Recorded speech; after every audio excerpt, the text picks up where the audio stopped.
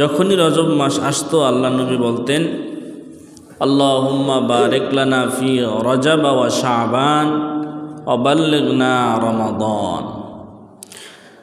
যখনই রজব মাস আসতো আল্লাহ নবী এই দোয়াটা বেশি বেশি পড়তেন রমজান আসার আগ পর্যন্ত। এই দোয়াটির অর্থ কি? আল্লাহুম্মা বারিক লানা, আল্লাহ আপনি আমাদেরকে বরকত দেন, ফি রজব ওয়া শাবান, রজব এবং শাবান মাসে, অবাল্লিগনা রমাদান, আমাদেরকে রমজান পর্যন্ত হায়াত বাড়াইয়া দেন। এই দোয়া আল্লাহ রসুল বেশি বেশি করতেন। 2 মাস এই দোয়া করতেন, রজব মাস, শাবান মাস। এই 2 মাসে আল্লাহর রসুল এই দোয়াটা বেশি করতেন।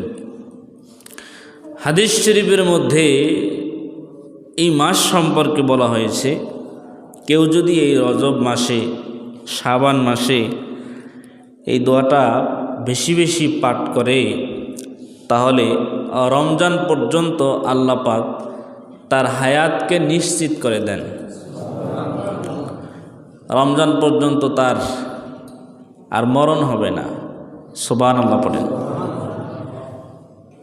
এখন বলতে পারেন, তাইলে তো রমজান মাসে যদি এই দোয়া পড়ে তাহলে তার মৃত্যু নিশ্চিত, সে মারা যাবে না। আসলে বিষয়টা এমন নয়। যদি কেউ রমজান মাসের আগে এই দোয়া পাঠকারী কোনো ব্যক্তি মারাও যায়, তাহলে রমজান, রজব, শাবান এই 3 মাসের ভিতরে যত বরকত আছে, যত নিয়ামত আছে, যদি লোকটা মারাও যায়, রমজানের রোজা পালন না করেও এই দোয়ার বরকতে আল্লাহ পাক তার আমল নামায় সমস্ত সওয়াবগুলো আল্লাহ তার আমল নামায় ঢেলে দিবেন। সুবহানাল্লাহ। বসেন।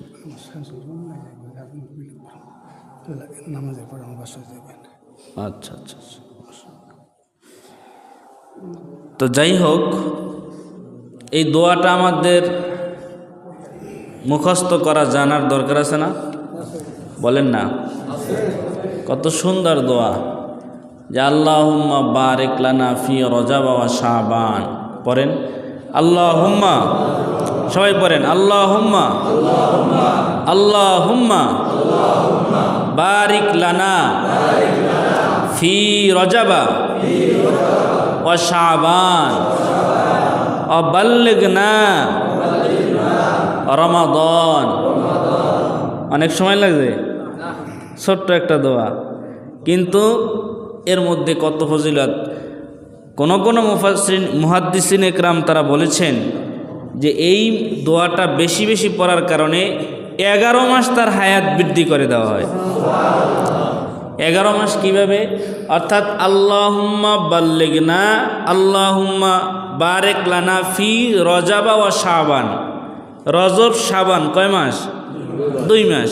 তা আমরা যদি রজব মাসেও এই দোয়াটা পাঠ করি, আবার শাবান মাসেও যদি রজব নাম নিয়ে দোয়া পাঠ করি, তাহলে এই যে শাবান মাসে আমরা রজবের জন্য দোয়া করলাম, কিন্তু রজব তো পিছনে চলে গেছে, তাহলে কোন রজব ধরবে? তাহলে সামনের বছর যে রজব আসতেছে সেই রজব যদি ধরা হয়, তাহলে 11 মাস তার হায়াত আল্লাহ বৃদ্ধি করে দেবেন। সুবহানাল্লাহ।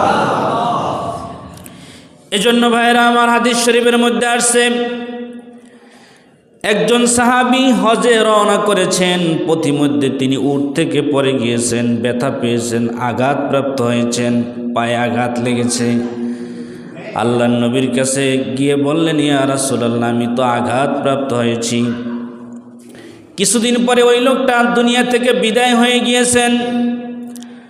তার সাথীরা আল্লাহর নবীর কাছে এসে বললেন, ইয়া রাসূলুল্লাহ, আমাদের সেই সাথী ভাই যিনি হজে রওনা করেছেন, কিন্তু পথিমধ্যে তিনি উট থেকে পড়ে গিয়ে আঘাতের কারণে সে দুনিয়া থেকে বিদায় হয়েছে। আল্লাহর নবী বললেন, তোমরা কি জানো না, আমার কোনো উম্মত, আমার কোনো সাহাবী যদি যুদ্ধের ময়দানে শহীদ হয়ে যায়, তাহলে সে যেই অবস্থায় শাহাদাত বরণ করেছে সেই অবস্থায় রক্তমাখা শরীর লইয়া সে হাসরের ময়দানে উঠবে। সুবহানাল্লাহ। আমার যেই সাহাবী হজ্জে রওনা দিয়েছে, উট থেকে পরে গিয়ে পায়ে আঘাতের কারণে মৃত্যুবরণ করেছে, তোমরা আমার সেই সাহাবীকে যেই অবস্থায় মৃত্যুবরণ করেছে সেই অবস্থায় তাকে দাপন করে দাও।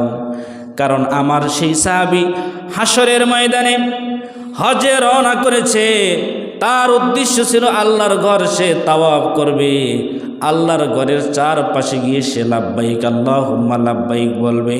হাসরের ময়দানে আমার সেই সাহাবী আল্লাহর কাছে লাব্বাইক আল্লাহুম্মা লাব্বাইক বলতে বলতে ইহরামের কাপড় পরিধান অবস্থায় আল্লাহর কাছে সাক্ষাৎ করবে।